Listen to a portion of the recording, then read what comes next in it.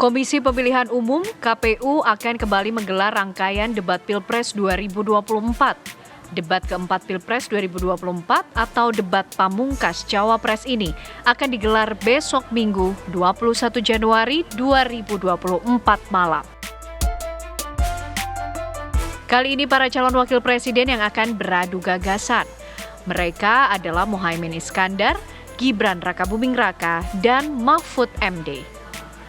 Tema yang akan dibahas adalah pembangunan berkelanjutan dan lingkungan hidup, sumber daya alam dan energi, pangan, agraria, masyarakat adat, dan desa. Debat nanti juga merupakan momen kedua bagi Cawapres. Mereka sudah beradu gagasan pertama kali pada 22 Desember 2023 lalu. Sejumlah kalangan menilai debat Cawapres kedua ini akan lebih panas dibandingkan sebelumnya. Diprediksi, Muhaimin Iskandar alias Caimin dan Mahfud MD akan all out di debat kali ini. Sementara, Gibran akan menerapkan jurus yang sama dalam debat sebelumnya.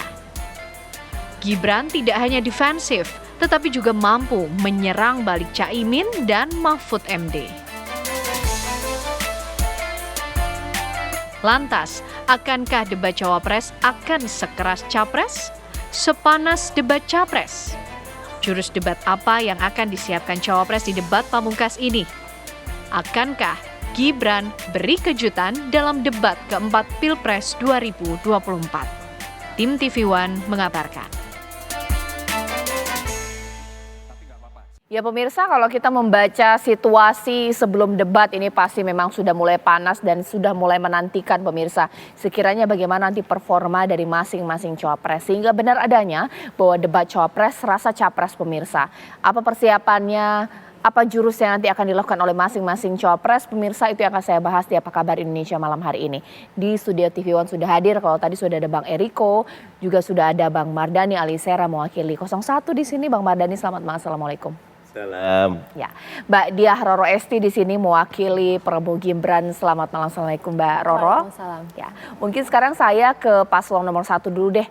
Sebenarnya berasa nggak sih dari tim pemenangan bahkan juga tim sukses bahwa terkadang bisa dikatakan debat cawapres ini juga sama deg-degannya, sama panasnya gitu, sama hati-hati dan takutnya gitu, persiapannya seperti apa sih? Yang jelas kalau ngelihat data, saya ambil Kompas itu loh. Justru publik paling tinggi perhatian di debat cawapres. Oke. Karena ada Gibrannya, jujur itu.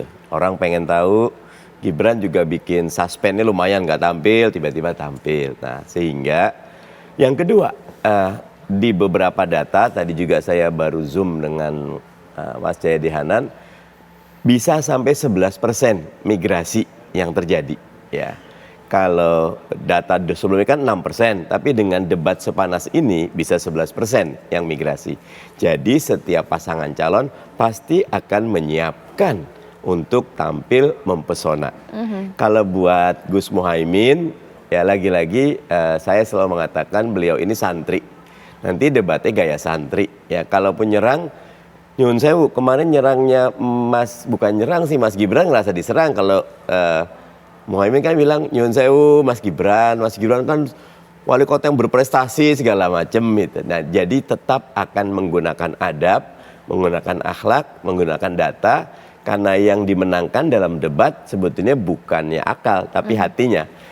Kalau di bahasa Jawa itu ada menang tanpa ngasorake gitu. Jadi menang tanpa ngerasa harus menjadi orang yang paling besar. Nah, tetap akan dijaga suasana kondusif.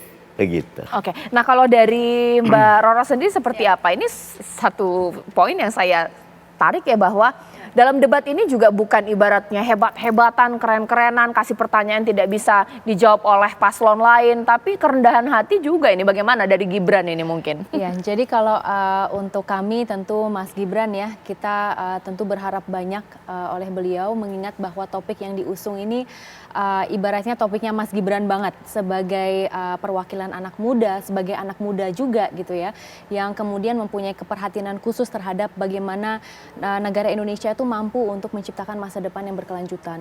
Dan tidak hanya memikirkan bagaimana Indonesia 5 tahun ke depan, tapi bagaimana Indonesia hingga 50 tahun ke depan.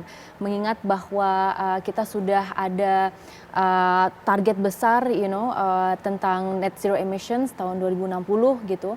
Dan banyak sekali hal-hal yang kemudian akan beliau paparkan. Tentu sebagai anak muda dan mempunyai semangat gitu ya tertentu, saya berharap nanti dan kita sudah menyaksikan juga bahwa kapabilitas beliaunya juga tidak bisa diragui gitu ya.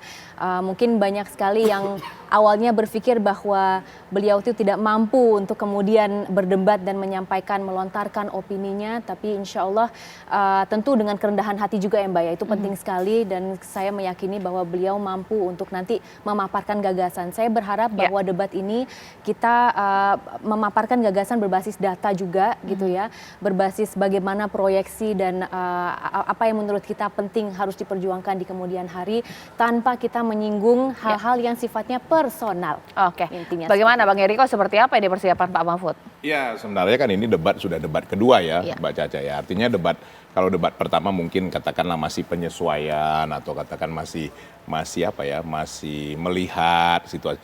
Nah kami melihat Profesor Mahfud itu kan memang selalu jadi jati dirinya, originnya seperti itu. Dia apa adanya dan seorang Profesor Mahfud ini kan sudah pengalaman terhadap trias politika. Ini bukan karena 3 Ganjar, bukan. Ini nanti pertama beliau sudah sebagai eksekutif, sebagai yudikatif, juga di legislatif. Nah, jadi dalam hal ini memang jujur saja penguasaan data itu tepat sekali tadi, itu penting sekali. Artinya sesuatu yang memang harus juga ditampilkan by data. Tetapi realitas yang ada juga harus disampaikan. Nah, Profesor Mahfud ini seseorang yang apa adanya, yang tidak suka mengemas dengan gimmick-gimmick, dengan sesuatu yang menjadi supaya ini lebih menarik atau apa. Nah, kalau kita sadari juga sebenarnya para penonton, pemirsa dan juga yang menyaksikan ini menyadari betul bahwa yang namanya debat itu kan bukan realitas sesungguhnya, Mbak Caca. Bahwa ini kan mau melihat kalau ditanya, kalau dikatakan semacam aksi bagaimana reaksinya. Nah, itu yang mau dilihat oleh para penonton. Dan kalau kita melihat dari data-data, sekitar dari pemilih ini yang menonton ini kurang lebih hampir 30%. Oke. Nah, ini bagaimana nanti ini? Kan 30% saja tidak bisa menggambarkan dari penduduk Indonesia secara keseluruhan. Tetapi ini kan bisa nanti netizen, sosial media ini bisa memblow up, ini menjadi lebih menarik lagi. Ini pentingnya. Nah, kalau kita lihat dari hasil survei juga ini masih ada swing voter yang masih kemungkinan berubah dan ini kita lihat nanti dari hasil debat ini nanti. Oke, sekarang saya ke Mas Pangi meskipun tidak duduk bersama dengan kita di sofa ini. Iya, kenapa enggak sama-sama dengan kita Mbak Caca? Jauh Bang. betul di sana ya kan. Jadi capres nomor 4 lagi. Iya. Oke, Mas Pangi, boleh dong saya minta komentarnya. Benar nggak sih judul saya bahwa ada juga pemikiran debat cawapres ini bisa dikatakan nanti akan sekeras debat capres yang kemarin ini. Ini kan begitu hangat ya. Seperti itu kah? Iya Mbak Caca, kalau saya sih meyakini karena ini debat pemungkas, debat dalam rangka merebut sentimen, merebut hati rakyat, meyakinkan yang namanya undecided, swing bahkan mengubah peta strong votersnya. Jadi ini saya kira akan keras juga, perdebatannya akan keras, cuma persoalannya apakah akan lebih cenderung tanding pada gagasan, atau pikiran, atau adu based on data, atau hanya perdebatan lebih banyak asumsi, persepsi, atau saling mendowngrade atau dalam konteks menyerang karakter.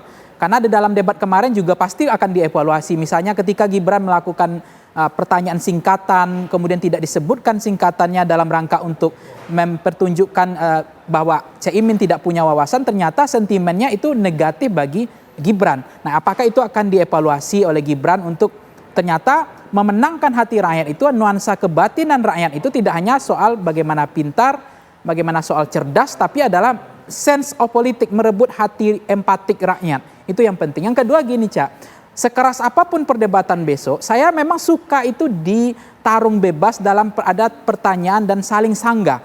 Sebenarnya itulah genuinnya debat di situ. Itu yang ingin kita lihat, ingin kita telanjangi apa yang ada dalam benak mereka. Nah, kalau misalnya ada saling kelemahan besok, misalnya ketiganya punya kelebihan masing-masing. Misalnya tadi Caimin pernah menjadi wakil ketua DPR bidang kesejahteraan. Apakah nanti cukup piawai dan mahir menguasai panggung atau tidak besoknya. Kemudian juga Gibran juga pasti akan disupport data yang tidak main soal hilirisasi, soal pangan, ya soal energi terbarukan. Mungkin dia akan banyak support data termasuk soal pembangunan berkelanjutan. Termasuk misalnya pasangan satu lagi Caimin, dari Mahfud MD ya, yang dibilang oleh Bang Eriko tadi menguasai 3 trias politika sekaligus dan pernah juga jadi menteri dan seterusnya. Nah, Caimin juga pernah menteri tenaga kerja dan seterusnya. Nah, ini akan kita lihat bagaimana kemampuan mereka untuk adu data, adu pikiran, adu gagasan dan langsung kasus soal misalnya ada kasus Wadas misalnya. Bagaimana Mahfud MD untuk membalikkan keadaan bahwa selama ini dianggap Wadas ini ada problem. Begitu juga soal food estate Pak Prabowo, kemudian ada pertanyaan yang kemudian mendonggrade. Ini harus juga diatasi bagaimana kemudian membalikkan sentimen yang tadinya mungkin dalam tanda petik itu negatif bisa positif. Dan begitu juga misalnya soal Caimin misalnya ada kelemahan pada Mas konteks. Pangi. Ya. Ya, pemirsa kita tahu bahwa ini merupakan momen debat yang terakhir untuk Cawapres menyampaikan visi dan misi, saling bertanya bahkan juga menanggapi. Mengingat waktu mereka berbicara 2 menit, ada 1 menit pemirsa. Apakah nanti mereka akan banyak bermain gimmick saja supaya nanti menjadi trending topik dan diperbincangkan atau menyentuh substansi? Karena tema debat besok ini kerakyatan sekali pemirsa, soal pangan dan lain-lain. Usai jeda berikut.